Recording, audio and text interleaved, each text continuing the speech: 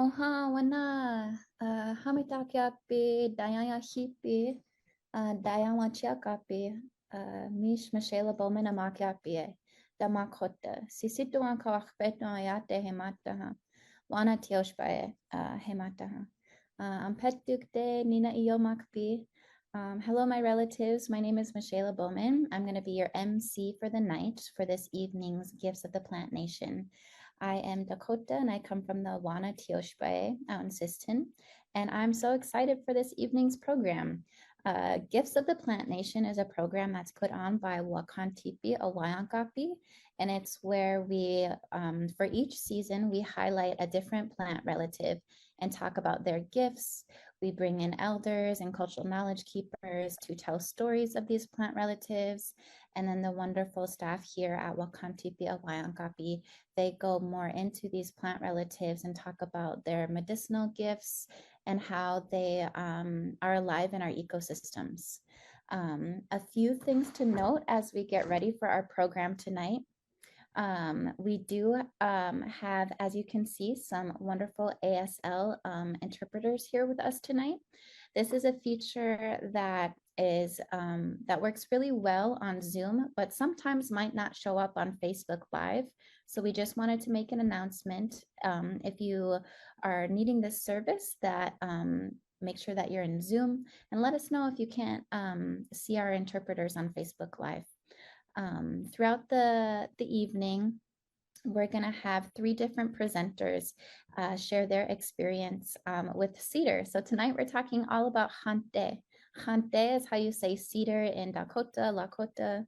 And we're really excited to talk about this wonderful plant relative. I know for me, I feel like I have a really lovely and close relationship with Cedar. Cedar has really helped change my life.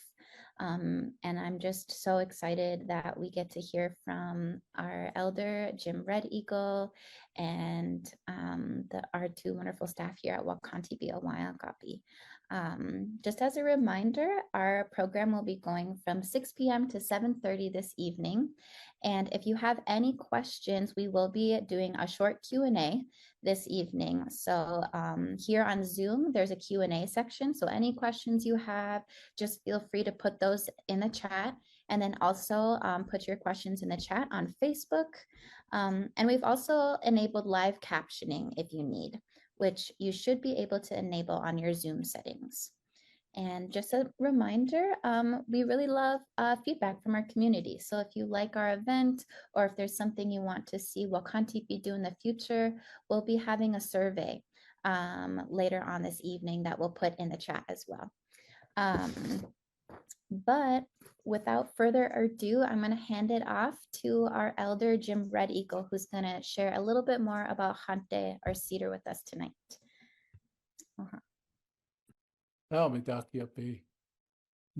Jenna Grey Eagle Macha. I'm honored to be invited to come and talk about cedar, and I'm going to kind of break it down into 4 parts. Kind of the first part would be the history of medicine. The second part I'm going to talk about is the first 4 medicines and how they're incorporated into the 4 directions. The third part is going to be use and purpose of haŋte, cedar. And the last part is how to harvest and gather haŋte. And I started thinking about and preparing my thoughts for this webinar. And really, you have to go back for understanding to the beginning of creation and where the beginning of plant life started. There's different versions. Each tioshpaye, each band of the Ocheti Shakawi, Oyate, they have their own stories. And some of them kind of are similar. Some are a little different. And what I was told is that not everybody, even though we're under the Ocheti Shakawi, not everybody has exactly the same story. And we're told to respect one another because of that. You know, even though the story you heard was a little bit different. I'll give you an example. People think that thunder beings disappear in the wintertime and they go south. But my kunshi said the old thunder stays. And in winter storms, the old thunder up above just grumbles and moans. And it doesn't strike and come down to the earth like the thunder does in springtime.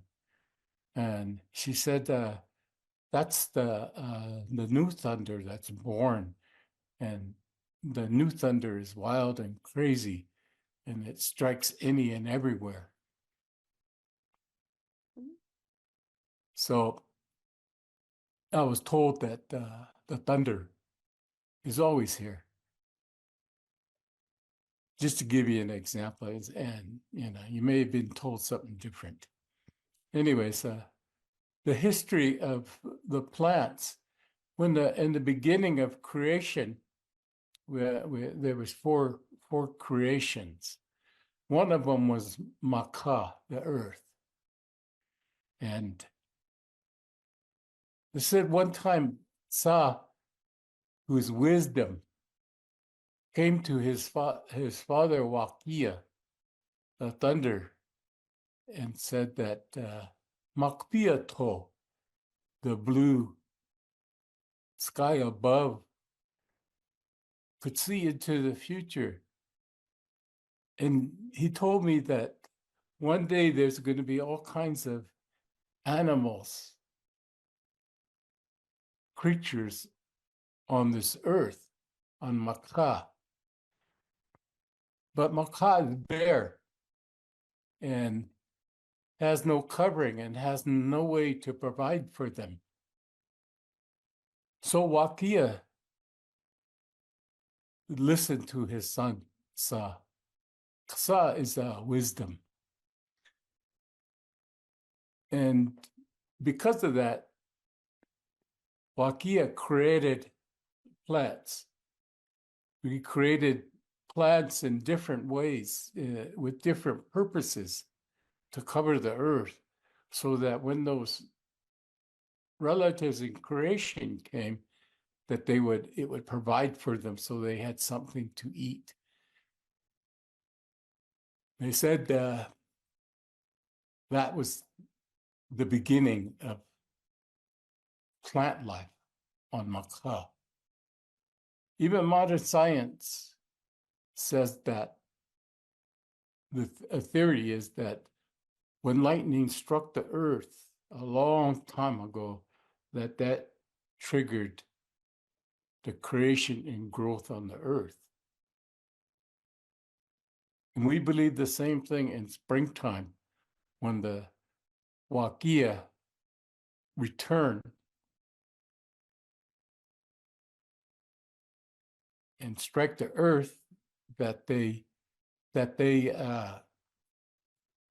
it triggers a new life cycle in springtime. And when I mean the Wakia return, yeah, I said the old thunder stays, but the young thunder goes south. After that, the earth, Maka, began to be covered with plant life. There was a story that mankind was on the earth, and that because of mankind's behavior, all of creation got together. All the animals, the four-legged, the winged, and they decided we're going to eliminate man from the earth because of man's behavior. So with our body, we're going to create sicknesses and bring them on mankind when they consume us to rid the earth of mankind. The plant nation heard that and came to man and said, with our root, with our leaves, our stems, our bodies, we'll provide medicine to heal you from sicknesses, from illnesses that are going to come. And there was people who were gifted certain medicines. They were gifted them through prayer. In the beginning of creation, they could talk to all kinds of, they could talk to plants, they could talk to birds, they could talk to buffalo. But they said as we got away from creation, our other relatives in creation, we lost that ability. In my grandfather's time, he could talk to even the stones. The Ia was his helper in ceremony. And the magpie was his helper as well. And he used the berries to help administer medicine. And my grandfather could see into the future as well. So, but today, nowadays, these medicine men today, they have spirits who are helpers, old spirits who come and help them in ceremony. That's one difference today. In the beginning of creation, Tate, the wind, was given responsibility to watch over the earth. And Tate sent his sons out to help him establish order on earth. And each son became a direction: the west, the north, the east, the south. Within each direction of the 4 directions, there's 7 relatives in creation in each direction. In the medicine, a color, a 4-legged relative, a winged relative, a tree, a medicine, a virtue, and a berry bush. Those are the 7 within each direction. So if you do the math, 4 times 7, that's 28. So in the west is the sage. Sage was set into the west. To the north, cedar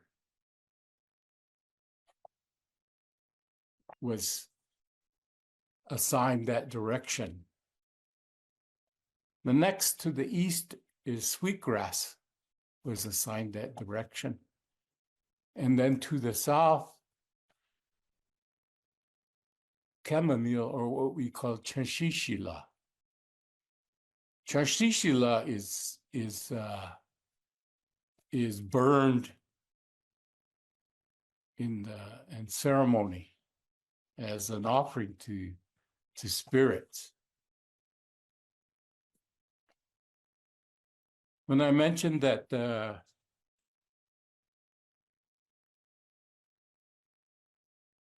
plant nation came to man and offered their body to save mankind through illnesses, That's the history of Wahutka. Wahutka is medicines. It's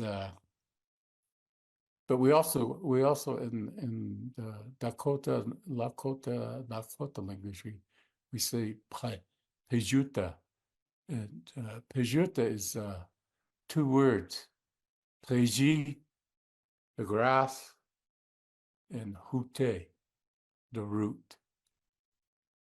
Wahutka kind of combines all of them, but also the root, ka. A root is a ka, or a life vein.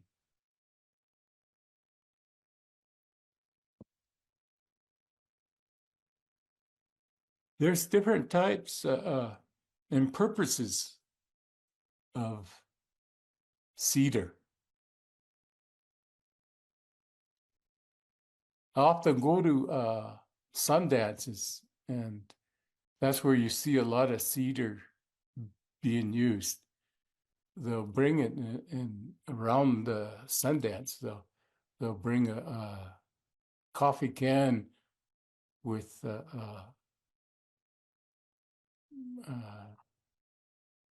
kind of charcoal, and then they'll sprinkle cedar, and somebody will bring it around. And it's really it's an offering, kind of a. We always think of the word azalea. Azalea means to kind of draw out. Wasnapi is an offering. When I was a young man in my teens, one of my teachers and a mentor was a man named Archie Fire, Lame Deer. And when I was young, I had a lot of older men that I would talk to, my grandparents, my uncles, and older spiritual leaders who I could ask them questions of. I remember the first time I got an eagle feather, then I called up Archie Fire, and I said, I got this eagle feather. What do I do to it? Do I need to do something to it? And he said, you smudge it. You just burn some cedar, and the spirit of the eagle likes cedar. And we thought, we think about it. In the sweat lodge, when those rocks are brought in, we take and put cedar on them. And really that serves 2 purposes. One, because they're tonka, they're ancient, those stones. And the other is, in the top of the sweat lodge is a star. It's that star is a wichakpi oyaye, like a portal into the star world. And they say that spirits love the scent of cedar. If you burn cedar, then the spirits will come. They will enter from the top, and they will come and sit around among us during the sweat ceremony. And when it's over, they'll leave through there. One of my first spiritual experiences was in a sweat lodge. And I won't give the full detail of it, other than the man who was running it was a young spiritual leader. He was a little bit younger than me at that time. He was probably about 18 years old. And he ran it backwards. while he was running it backwards, they seen lots of white lights coming from above into the rocks. And I talked to him afterwards and told him what I saw. And he said those were spirits. So cedar is an offering to the spirits. In the sweat lodge, they're offering to the spirits that will come. It's also an offering to those spirits, the tonka, those rocks, which are ancient relatives. And that's why we refer to them too, as some people do, as grandfathers. Tonka is the root word of the root of the word tongashila, what we refer to as a grandfather, but more correctly referring to their ancient tonka. And to think about it, the creator's original name was Inya.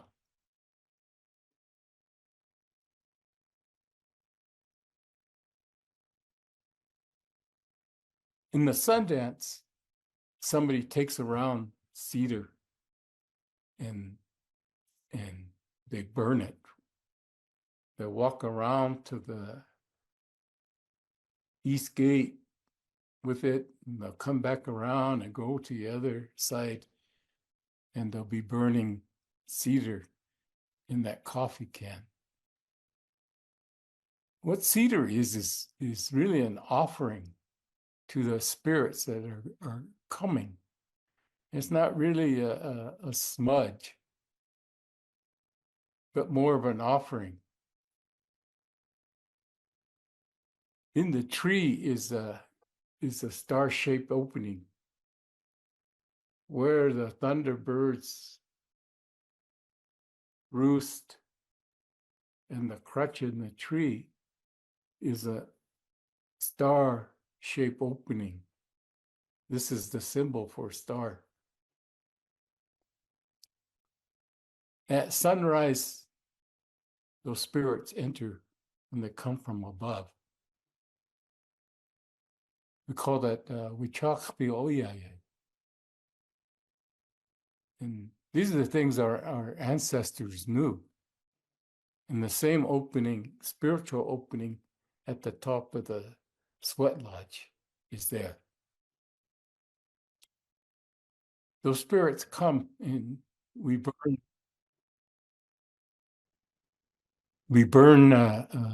cedar as an offering, so they'll stay among us. And so they'll listen to our prayers being made. As the sun sets in the west, they'll leave back through that opening, that star opening in the Sundance tree. And we burn cedar the whole time they're there. The cedar, like I said, it's a spiritual offering. It's an offering to spirits. They love the smell of cedar.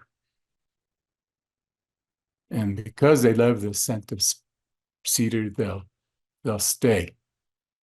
Just like I was taught to burn cedar over and run an eagle feather over it for the spirit of the eagle. And I mentioned earlier that in the beginning of creation, Wakia, the thunder, created plant life. The Wakia also love the scent of cedar. So if you're in a thunderstorm and you're afraid of thunder, then we burn cedar as an offering to them. Each medicine has a purpose, but a lot of times we don't understand them. what people do is a lot is monkey see, monkey do. I asked the elder one time, what do you think about people today and the things that they do? And she said, it's a lot of monkey see, monkey do, meaning people do things without understanding. Everything has a purpose. Everything has a history and an origin and why we do things. If we load a pipe for prayers, we use sweetgrass. So sweetgrass is for prayers. If we want to keep out negative, we use sage. Anyways, and cedar is an offering to spirits. It's an offering to thunder beings. There's different kind of cedars, you know. There's a flat cedar, han-tay, a blaskashka. There's a han-tay chalocha, which is kind of a yarrow, and it has leaves that resemble cedar leaves. There's han-tay yechecha. Yechecha means to look like cedar. Han-tay pepe yechecha is a juniper. The juniper is like cedar. These two you can also make teas out of them. Cedar tea, you can boil it, and the steam coming up is like the smoke. The vapor is like the smoke that comes up off of when you burn cedar. If you make a tea out of it, it's good for the lungs. And the same thing with that juniper. Even the berries are good for your lungs. You see the flat cedar there, and that's what most people can think of when they think cedar, but there's actually different kinds of cedar. Cedar-like plants.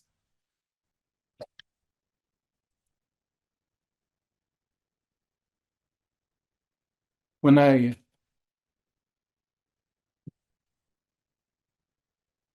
usually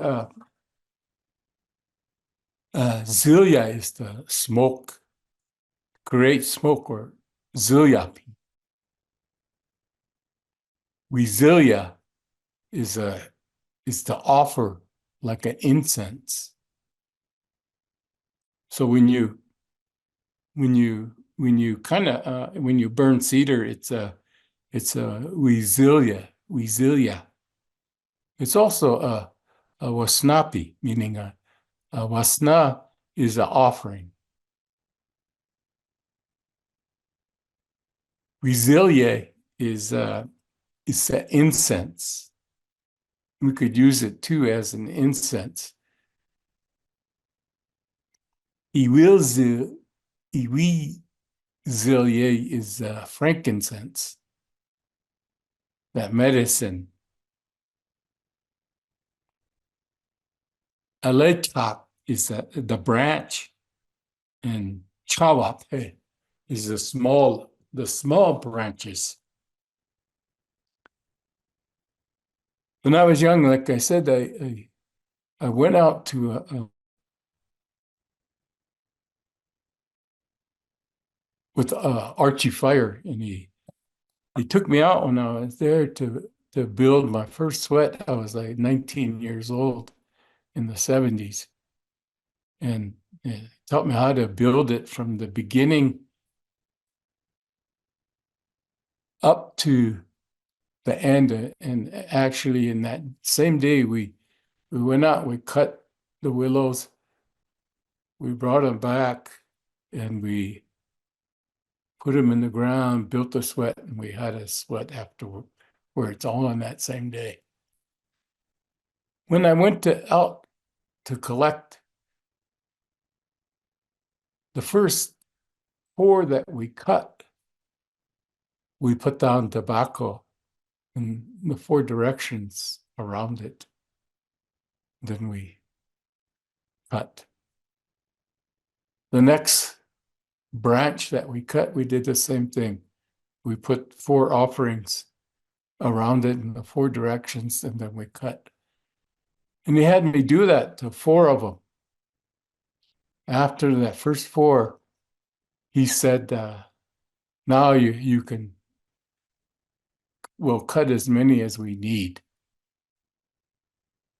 The important thing about cedar and any other medicine or plant that we use is that the power they have when we use them begins with our prayers when we harvest it. So it's important to say those prayers when you harvest it. It shows respect, and we offer that tobacco because, we believe that we don't just take, that we have to give back. We have to give back to creation. And they say, especially if you use plants, if you use plant medicine, you have to give back. You have to maintain the balance in creation by giving back. So we give back by offering a prayer, a request. And it's as simple as talking to it. There's nothing complex about it. You just merely say, I have a need. I need your help. And you offer tobacco, like I said, to the 4 directions around that. And then you take the first. A lot of times, if you do medicine, one of the things we are told is chekia na wakiunyapi. With prayers and sacrifice, our prayers will be heard. And that's maintaining balance, that we get something and sometimes we have to give. Sundance is about prayers and giving of yourself. So those prayers will be answered. We have to do that same with these medicines. We have to offer something. Some of the most powerful medicine men that I know gives flesh, chekri, the ultimate. The ultimate gift is to give of your body, your flesh. That's the ultimate. And through that, your prayers will be answered. And that really, that's the purpose of Sundance, is to ask for healings for somebody else, not for yourself. Sundance isn't about yourself. It's about a relative who needs healing.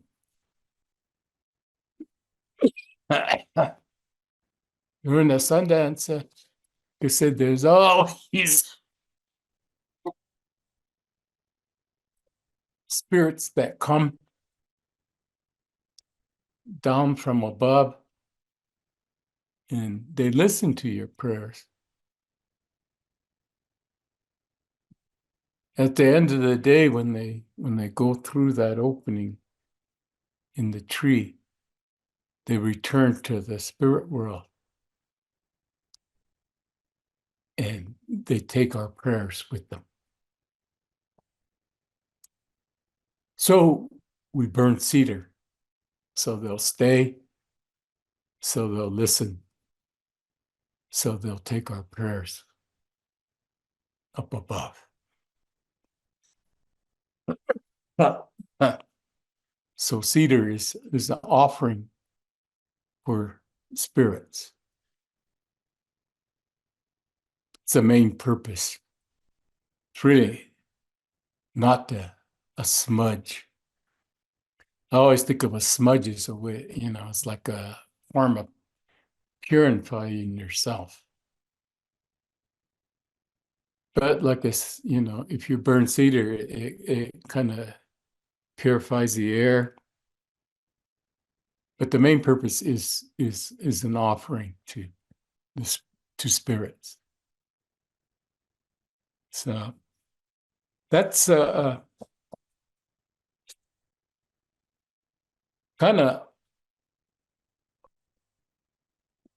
all that I have to share.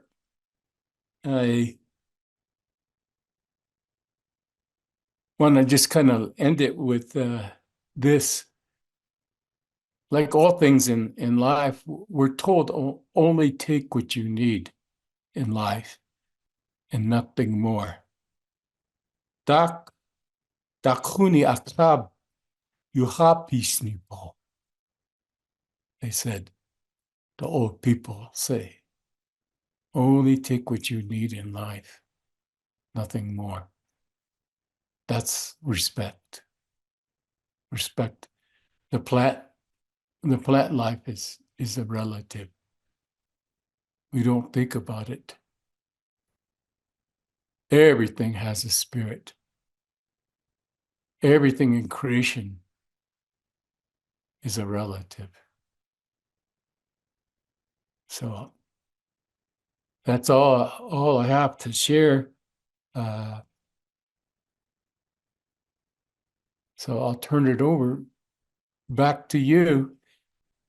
Wopida, Jim. I feel like I am taking in so many teachings. Thank you so much for sharing with us this evening.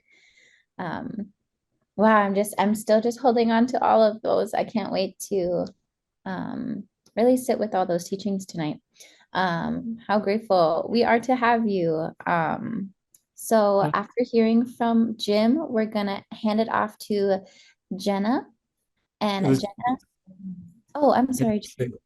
I didn't, I was just trying to keep it short. But I've walked this road since the 70s. I was a teenager, and it took me all these years to learn and gain understanding of it. My teacher, like I said, the original teacher was Archie Fire, Lame Deer. My grandfather, my uncle, my great-grandmother, my great-great-great-grandfather, I come from medicine men, but I'm just a common man. I just say that, and that's, thank you. Wopida.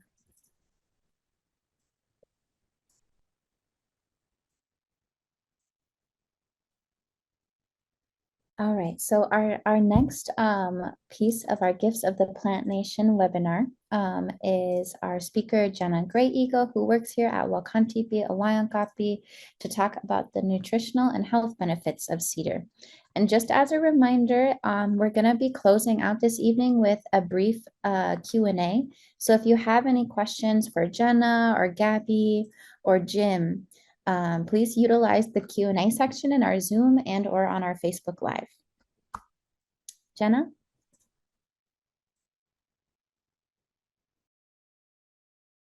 Hamadakiapi na pe matowi makiapi mitawa oyate kin Oglala Lakota Echiapi. Hello everyone. Hello my relatives. My name is Jenna Grey Eagle and I'm Oglala Lakota. And I'm the Environmental Justice and Stewardship Programs Manager at Wakan Tipi Awanyankapi. And yeah, Wopita Tonka Jim, so much for sharing your stories and all the ways that han-tay is so special. And I always learn so much from you. And yeah, Wopita Tonka for teaching us and especially how to harvest cedar, because I think like harvesting in the way that our people do and or sustainable harvesting is such a big value for our people and for our organization. And so I want to get into a little bit more about how this plant can be really beneficial for human use. In a little bit here, Gabby Menomin is going to share about the ecological role of cedar and how it benefits our other relatives as animals and birds and other plants around it. But I first want to discuss the nutritional and medicinal benefits for human use that han-tay has. And I know Jim shared a little bit as well. If you can go to the next slide, please. So as far as nutritional value, cedar has really high amounts of vitamin C and calcium in it.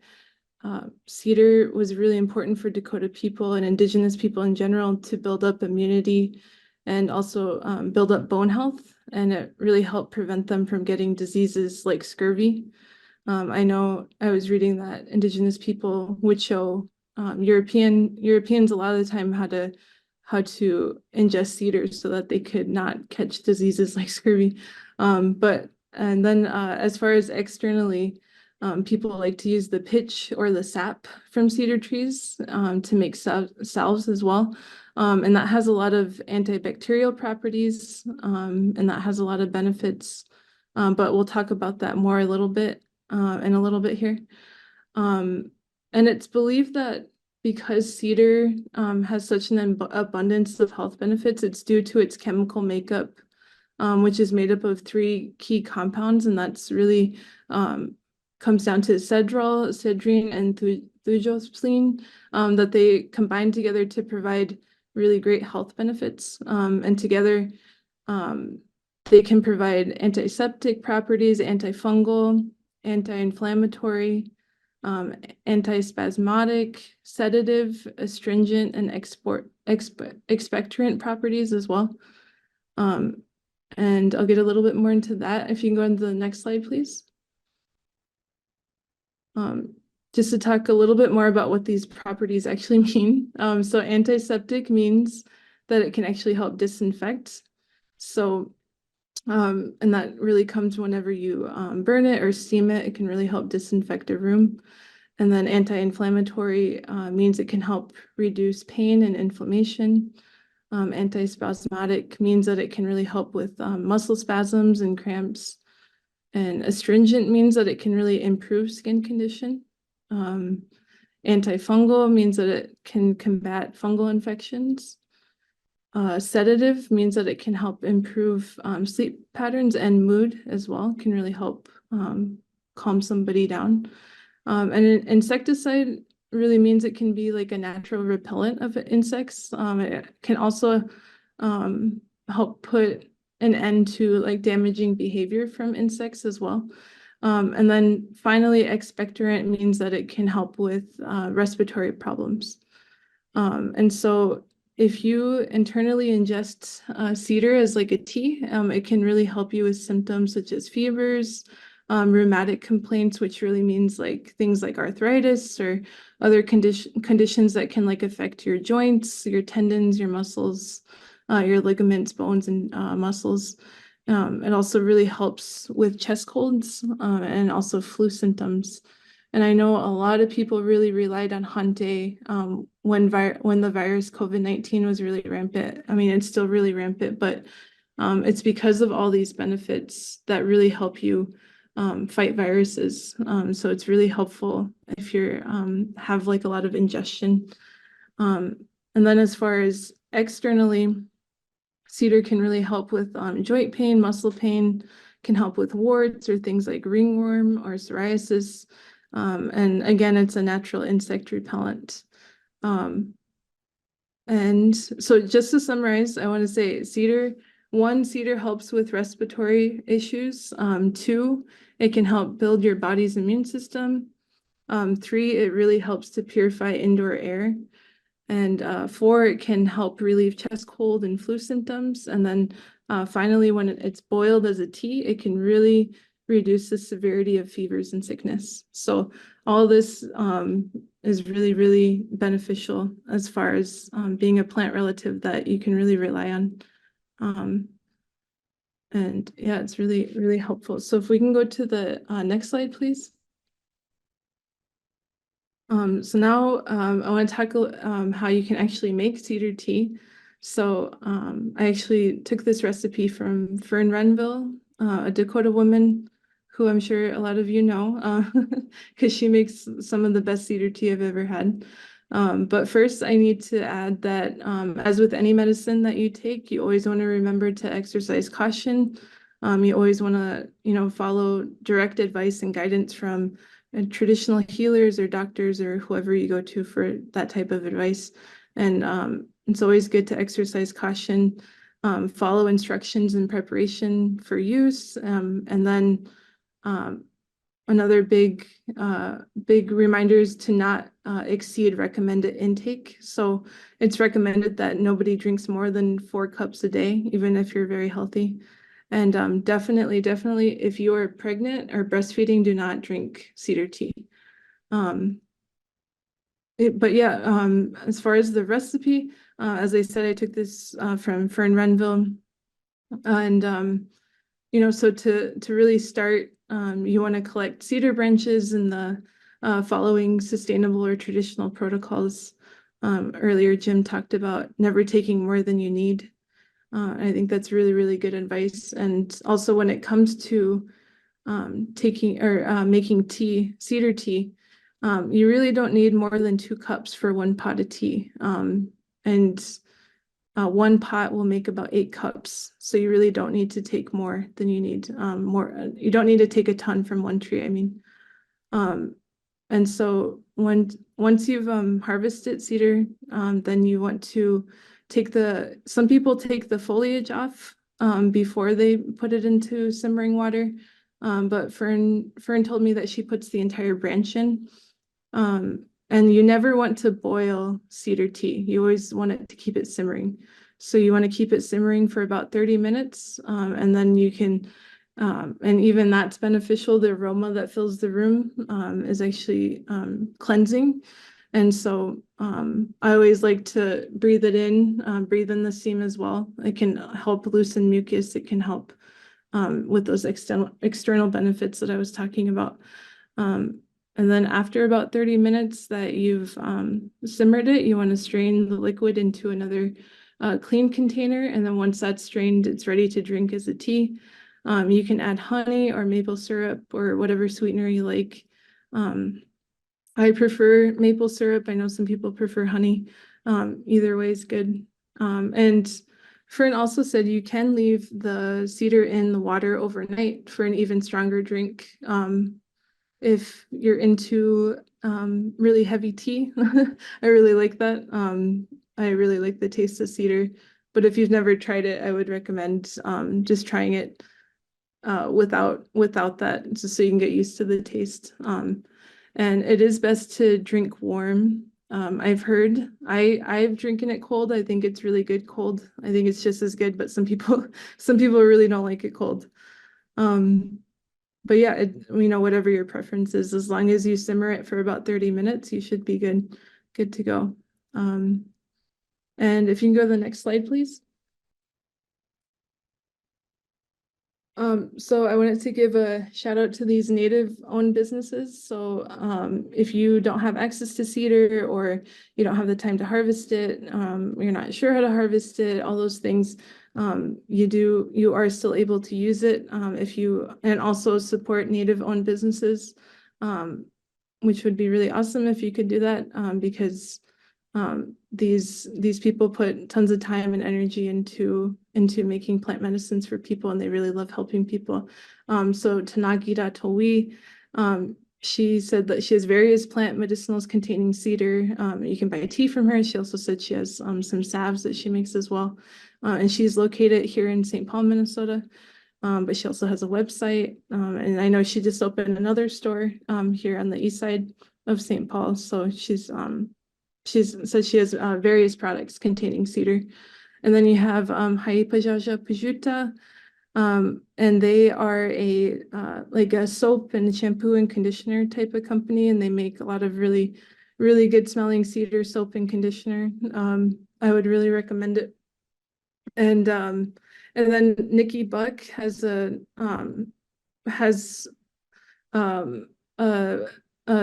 sorry, she's not calling it a business anymore, so I'm trying to think of what to call it, but she always loves to help people. She said reach out to her on Facebook. She loves to help people get medicines if they need it, and she calls her organization Plants and People Relations, and you can reach out to her via Facebook. And then there's Simone Rendon, who you can reach out to on Facebook, and she said she's going to have cedar products in May of this year. And I know she makes like a lot of tinctures and syrups and really good products like that. So yeah, if you're looking to support natives, these are some really great options. And I think I'm gonna go ahead and hand it off to Gabby.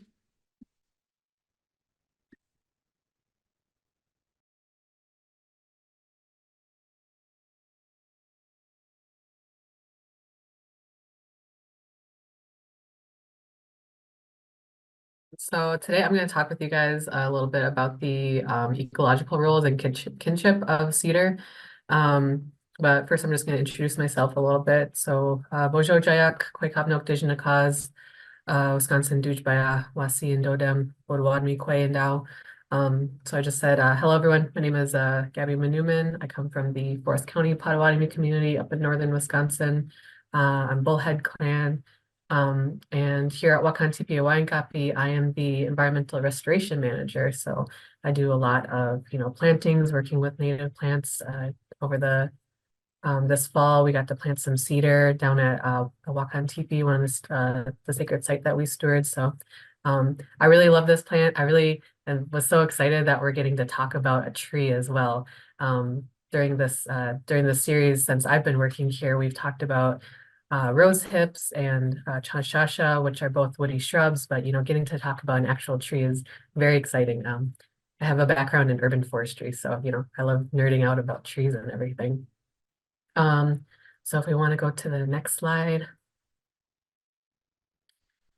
So the species that we're going to be talking about today is Thuja occidentalis.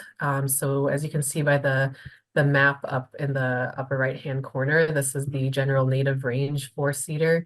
But you can see it in a lot of other different environments because there are many, many different cultivar species. I think there's over 100 different cultivar species, which is just a fancy way of saying, horticulturists and other growers have essentially bred cedar to exhibit certain traits, so they're able to withstand different types of environments. So you can see them a lot in urban areas, even though normally, and I'll talk about this a little bit, normally they're found in very wet areas.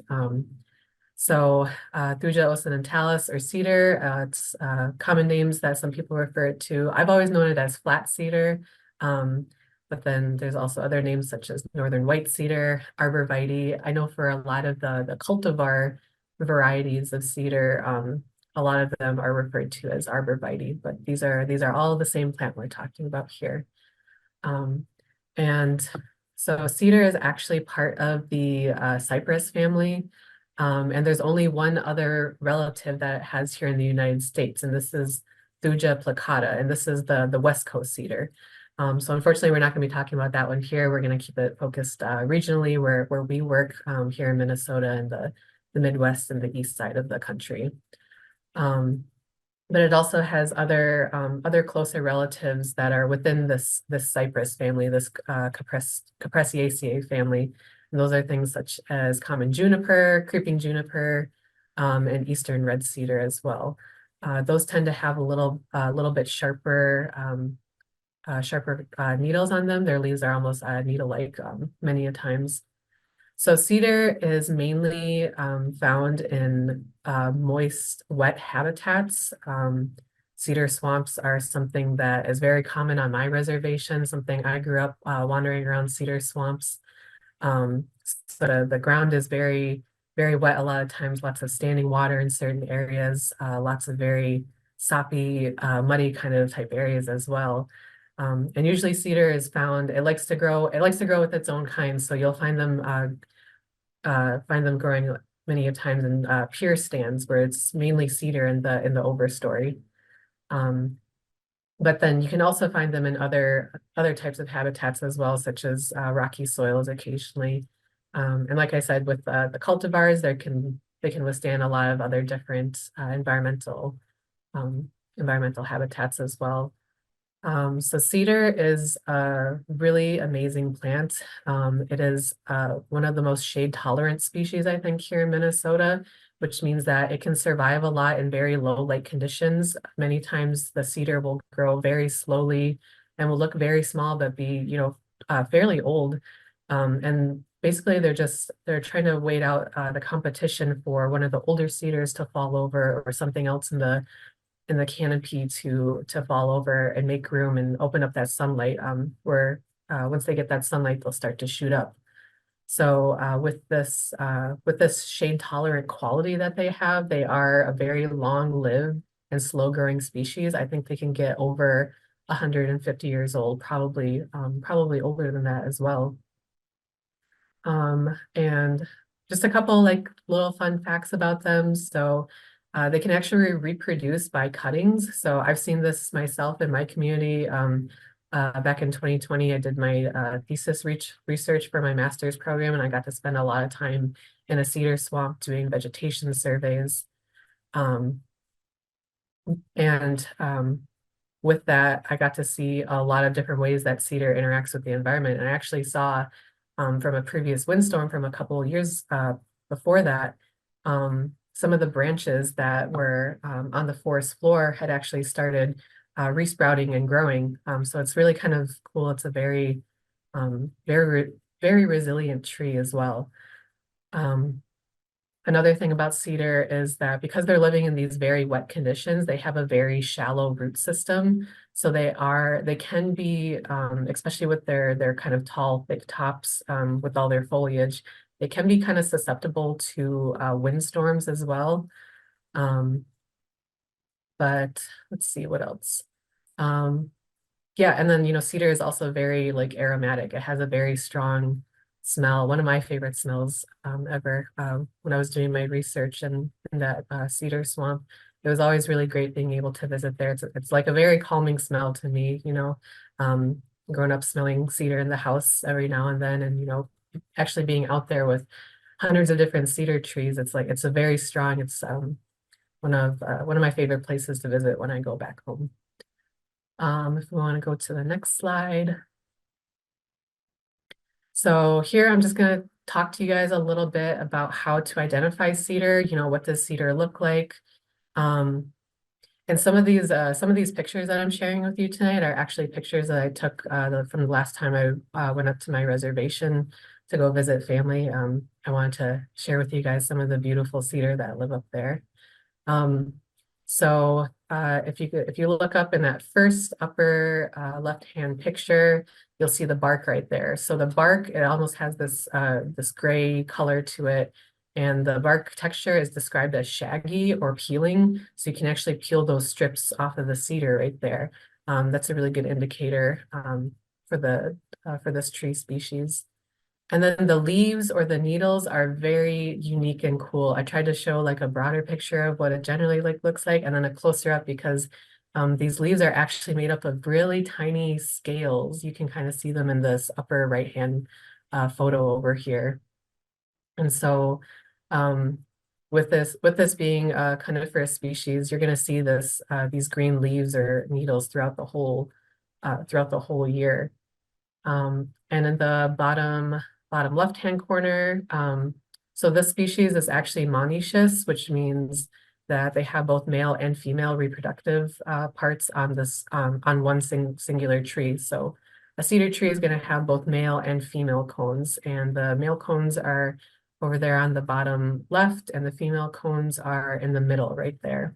And the pollen that comes from these cones is they use wind pollination as the pollen dispersal method. And so the female cones are typically found at the tips of the branchlets or the end part of the branches. And the male cones are found usually at the base of the branchlets. So you will see both of these on a single tree. And then the bottom right-hand corner, we have a picture of the cones after they're fully matured and have dried out. This is typically what they look like in the winter. You know, towards the end of fall, maybe even closer in the beginning of fall, these cones are going to be generally like a pale green, light green color. But these each cone typically contains about 8 seeds. And these seeds, the seeds actually have a pretty decent lifespan if you were to collect the seed and store them in a container. If you're just keeping them in your fridge for a while or something, they can last up to 5 years. But in the wild, on the forest floor, the seed lifespan only lasts about 1 year. Okay, if we want to go to the next slide. So now I'm going to talk about kind of the ecological or kinship roles that cedar has with, you know, different wildlife within the habitats that it lives in as well. So one of the main gifts you could say that cedar has for wildlife is that it is an excellent food source for a number of different browsing and foraging species. Something that I had learned from members of my own community, Ojibwe communities, and I've even kind of heard similar teachings from a couple Dakota elders about you know, how animals can store medicine within their fat. And one teaching that I had heard recently is that if you're unable to go out and actually harvest cedar, if you use the fat from a deer that you know has been in a cedar stand, has been eating cedar, you can actually still get those medicinal properties from the fat of that animal. I just think that's a really cool teaching, and just kind of shows how you know, important and woven in cedar is with so many different things in the environment. But typically the foliage or those leaves and twigs are browsed on by a number of different species. Small mammals, birds will eat the cones, the seeds within the cones as well. Deer absolutely love cedar. The bottom right-hand picture, you can actually see, so this is called a browse line, and this is when the deer will come in and eat absolutely everything that they can. They'll stand on their little hind legs and reach up as tall as they can. And so that browse line that you see is where all the deer have gotten as much as they can reach. And this is something that I see a lot in my community, a little less here in the urban area, depending on where you are. But this is something that's very typically seen with cedar, because deer absolutely love cedar. It's, I think, one of their favorite winter browse species to go after. Other kinship roles that cedar has, it's really great for cover and nesting. So in these dense stands of cedar, that in the winter, the temperature is actually warmer than outside of a cedar stand. This is due to the fact that cedar, it likes to grow fairly close with each other. So it can actually reduce the amount of wind that's going through the cedar stand, and the snow is also typically shallower in these areas as well. So it's actually deer will often hang out in cedar stands during the winter, a lot of different small mammals as well. So it's a really great winter spot to go if you're an animal out in the wilderness. And then just in general, the dense foliage of the cedar trees provides a lot of protection, especially for birds and other insects that may be within the branches and the foliage. And while it does have almost warming features during the winter, it also has cooling effects during the warmer months as well, because of the canopies get so dense, shades out sun, with it growing in wet areas, it kind of provides kind of almost like air conditioning type qualities. So cedar stands are so cool. They're very, very unique, very, very special. And so, common species that you'll often see utilizing cedar throughout the year. Like I mentioned, deer, porcupine as well. They're another mammal that will browse on the twigs and the inner bark. Snowshoe hares, which you see here on the bottom left down here. Red squirrels as well. Grouse really like to use cedar stands within the winter. The pileated woodpeckers, which actually feed the pileated woodpecker is that woodpecker in the middle left-hand picture.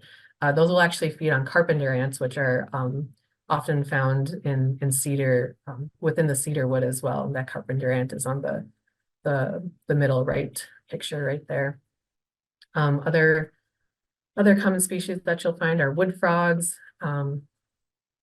Lots of different species of warblers will stop by cedar stands on their way to and from migrating, depending on the time of the year.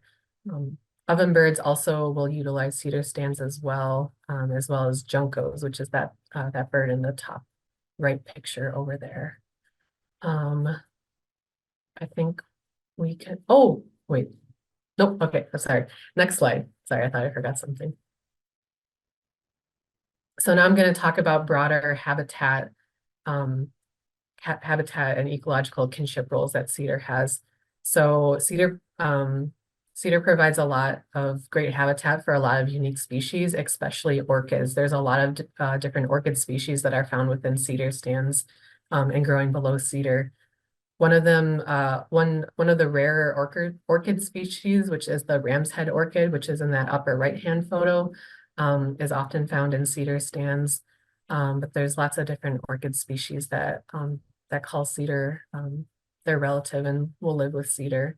Some of the other ground or herbaceous plants can include things like the small northern bog orchid, the lesser rattlesnake plantain, the yellow lady slipper. In the bottom left-hand photo, that's a lot of times on the ground in a cedar swamp, you'll see this sphagnum moss, which is really common, or I believe peat moss as well is often found growing with cedar. And then you have the Labrador tea in that bottom middle photo as well. That can also be found growing near cedar. So like I've been mentioning, there's a lot of different plant and animal species that rely on cedar and the habitats that it provides. At least in my community, I've seen quite a high biodiversity in cedar stands. So they're really great at providing a lot of different habitat for some of these really unique plants as well. They do have some capacity of watershed filtration and a little bit capacity of with helping to maintain water tables, but that's they don't have those qualities in as big of a capacity as, say, like a black ash or a cottonwood. It's usually when they're in those very, very large stands where they kind of start really influencing any sort of water filtration or any sort of changes in the water table as well. Let's see. I think we can go on to the next slide. So I just wanted to talk about some of the impacts that can affect cedar. I think this was something that I found very fun during our last Gifts of the Plant Nation webinar when we talked about wild rice, and we talked about some of the threats and the impacts of climate change on wild rice. And so I kind of wanted to share similar teachings today with cedar. So cedar is actually one of the species that is going to be pretty heavily impacted by climate change, specifically with the trends of warmer winters, warmer and shorter winters. This is more of a cold tolerant species, as you can see from that map in the beginning, it likes to hang out more in the northern portion of the eastern United States. And, you know, with climate change trends and predictions, we're likely going to see more frequent droughts, which doesn't really support cedar in the wild, as it usually likes those very wet soils. And then also larger storm events, which are predicted to start increasing more with climate change. Like I mentioned, their shallow root systems kind of make them susceptible to very large windstorms. Also, during drought periods, you know, there's higher risk of fires being started from lightning, and cedar are definitely not a fire tolerant tree species at all. They have a very thin bark, and the resin within them actually can make them fairly flammable. Other threats to cedar include unsustainable logging practices as well.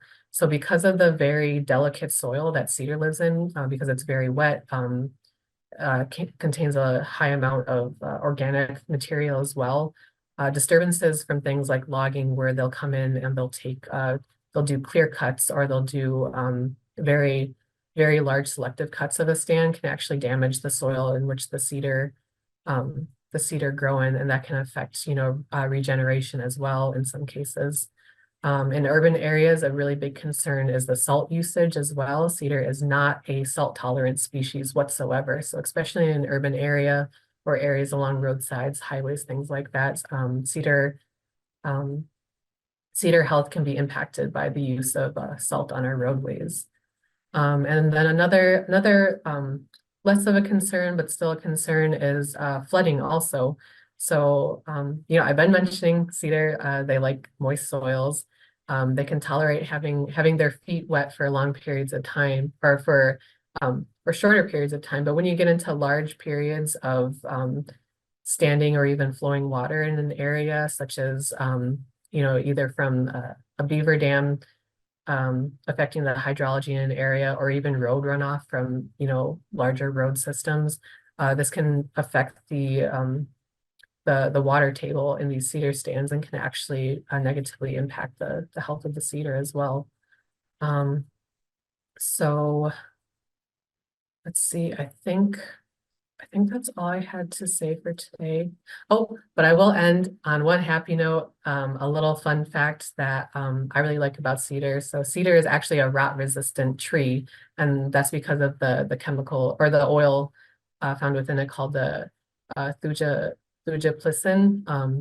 So, you know, cedar logs can last a really long time in an environment because they do have those rot resistant qualities. Yeah, this is all that I have to share for today. If you want to know a little bit more on the climate change impacts, GLFWC, or Great Lakes Indian Fish and Wildlife Commission, created a climate vulnerability assessment. They just updated it this past year, and you can find that on their website. But yeah, that's all I have for today. Thank you, everyone. Gabby. I feel like I learned so much from you every Gifts of the Plant Nation webinar, and Jenna as well. So now we're gonna go into our Q&A section. So I might ask Jim, Jenna, and Gabby to put on your cameras as I go through some of the questions that we have. I know that we're about 10 minutes to the end of our webinar, but it was such an impactful and informative webinar. A lot of folks have some really wonderful questions. So one of our first questions, was just clarification question about recording. So we are recording, and we had another question about if that cedar tea recipe, if we can post that. So we'll make sure to post that on our socials and Facebook. And one question is from, oh, just kidding. I think Fran's question was answered. From Rick, what type of cedar usually grows in the lands of the Oceti-Sakowin? Are there variations between Minnesota and the Dakotas? So are there variations between the cedar that you might find in Minnesota or the Dakotas? Yeah, I can start off with it, but Jim, if you want to add in after me, I know a little bit less about what grows out in the West. But from my understanding is that the flat cedar can reach its way out into I guess a couple of the more western states. What I've typically seen is that the further west that you go from the Midwest over here, at least, is that you tend to see a lot more of the juniper species rather than this flat cedar. But yeah, I don't know, Jim, if you want to expand on that at all. Yeah, as far as I know, flat cedar is not really native to the Dakotas. Was that the question, as if it grows in the Dakotas? Yeah. I know it's a lot more rare. I know it does a lot better here in Minnesota, in eastern states. But yeah, it just like makes me think too about how oh, sorry, just a second here. Yeah, it makes me think too about how, how rare like chinchasha used to be as well, and how people started growing it more ornamentally. So now it's like you see it around more because it looks pretty, but I think it was definitely more rare in the Dakotas, and I think people used to come visit here in Minnesota to really get flat cedar. Jim, did you want to expand on that too?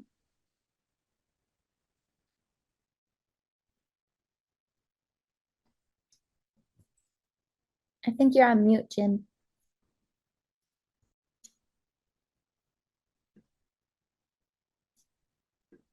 Can you unmute?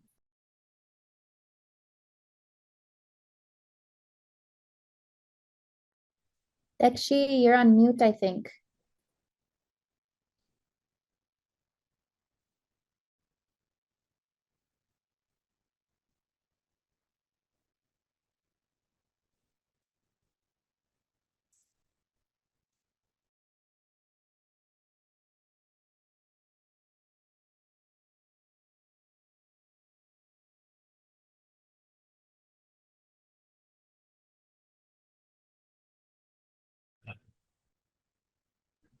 Oh, there you go. Watch that. All right. Huh. Had to click it a couple of times. Anyways, there's a different kind of cedar that grows out here. It's kind of a round, and it's kind of prickly, and it doesn't grow very high, and as opposed to what people typically see as flat cedar. It grows out on the east or on the west. So most of them, most people around here during ceremonies and stuff like that, they like the flat cedar. It has a kind of a sweeter smell too, and so people get it from Wisconsin or from Washington usually. The next question we have, is there a season or time of year for harvesting cedar for tea or any other uses, and a time of year to not harvest?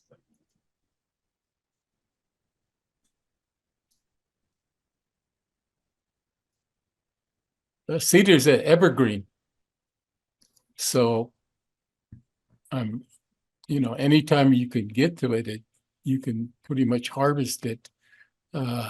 Some plants they have seasons where you can only harvest them during say late spring and summer for sage. But it's also affected by climate too.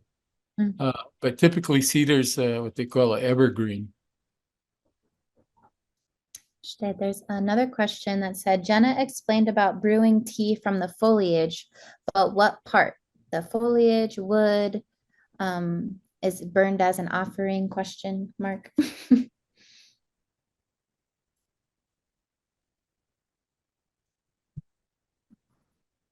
So I think they're asking for brewing tea, what part? Yeah, you can, for tea, you can either take the foliage off of the branch, or you can throw the whole branch in.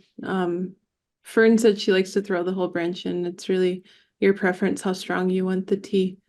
As far as smudging, I think you just use the foliage. Is that right, Jim? You don't use the branch? Yeah, Or sorry, typically not for not, just the leaves, Mhm. Most people clean them off after they're dried. And, of course, unless it's not dried, then you kind of have to leave on the little small branches. Okay. And there's another question that said, should you harvest cedar when there are cones on the tips?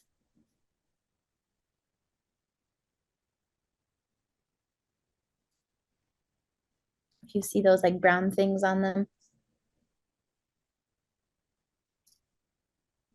Those are actually medicine. Mm. If you add them with tea, and if they're brown, usually it means that they've already kind of gone to seed, and for making a tea, like I mentioned, juniper is a variant of cedar. If you use juniper with the seeds on it, that's a medicine for the lungs. Mm. And then this might be a question for Gabby. Is it best to start flat cedar with seeds or sticking the branches in the ground? I believe they do better with if you're going to be collecting seed. I think it would be better to grow them from seed. Kind of when if you rely on grafting, you kind of there's special ways that you're supposed to kind of cut a branch off. I believe it's something about like a 45-degree angle. It gets kind of a little finicky and a little in the weeds there, doing these propagations from branches. Because even some of the aftermath of windstorms that I've seen, not every branch that falls on the ground is going to end up resprouting as a new cedar tree. So best to use the seeds, I think. That's typically what I've seen at least. Okay, a few more questions. How does juniper or western red cedar relate to prairie plant communities? I see them more frequently in those areas. Yeah, so those juniper species, or if you're going by the scientific names, the juniperus, those species in that family, they actually grow better in drier soil conditions, hence why they're growing. You see them more in prairies or like along rocky areas as well. It's because they like those nice dry soils that are usually higher up, where the cedar likes to be, down in those wet areas. The thuja species, at least. Awesome. And another question is, using cedar that's fallen off the trees good for tea too? If it's fresh, if it's dry, I wouldn't use it. But yeah, if it's still green and kind of yeah, still a little fresh, then I would go ahead and use it. Awesome. And there was two questions about if there's any good resources, books, or avenues for learning more about cedar and or getting some recipes for learning how to make a salve. Do any of you know? Yeah, if you want to learn more about the ecology side of it, the DNR, the U.S. Forest Service, they have a lot of amazing resources available online about really diving into the ecology and different ecological aspects of cedar. So I think those would be two resources that I would recommend for ecology. And Tatu is a salve, and you can use that cedar in when you make salves, say like for skin medicine, and if there's a way to make them, and usually you can find a recipe on how to make a skin salve on YouTube. And it's a matter of trial and error, but yeah, we used to use make skin salve by you boil it, and anyways, the other kind of skin salve people use nowadays and they sell. You can find the recipe, like I said, on YouTube, and typically they add the oils from a cedar to the mix of their skin salve. So go to YouTube University. Just kidding. Find anything. That's my favorite place. I might just do one more question, and then if anybody has any more questions, you can email info@wakantipi.org. But one question that we had was about how sometimes folks will plant cedar or arborvitae species near their houses, and is that the same type of cedar, or like thoughts on that, and that mainly coming from a European perspective, I think was the question. Yeah, so those that you're going to be finding like growing against people's houses, you know, in urban areas, that's the cultivar species, are the ones that were, you know, bred in captivity for those specific traits. One thing I know we've talked about with other species, such as when we talked about bergamot or bee balm, is that those cultivar species, they have at least what I've heard is they have lower medicinal properties. But you know, speaking from experience about a cedar next to a house, my childhood home had a huge cedar tree right up next to my sister's room, and you know, because they have that really dense foliage, and they're an evergreen species. They're actually a really good species to use, you know, to kind of save some energy on things like cooling and heating, such as that. So, I mean, as much as I try to steer away from cultivar species, you know, if you're already living in a house that, you know, has one of that, you know, that's great. Thinking about climate change and how can you better protect yourself and your home against, you know, these really hot, intense summers, you know, I would recommend doing what you can, you know, with the resources that are available nowadays. But yeah, typically, yep, cultivar species. So. Awesome.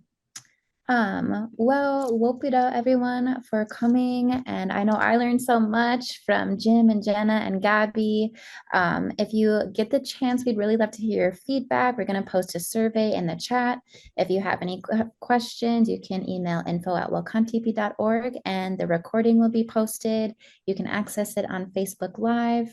And yeah, what a wonderful evening. I feel like this is such a gift to even just be a part of this conversation. Wopida, I think that we're going to sign off now. I hope you all have a great evening and can go make some cedar tea soon. Doksha, okay. Doksha, okay, wachia kapi.